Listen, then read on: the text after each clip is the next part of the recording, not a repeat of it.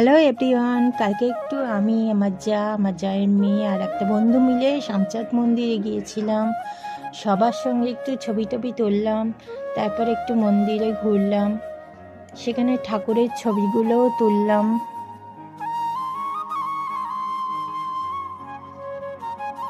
তো দেখো, এই হচ্ছে আমাদের শামচাঁদ মন্দিরের ঠাকুর সব। তারপর ওখান থেকে বেরিয়ে একটু ফুচকার দোকানে গেলাম, একটু সবাই মিলে ফুচকা খেলাম।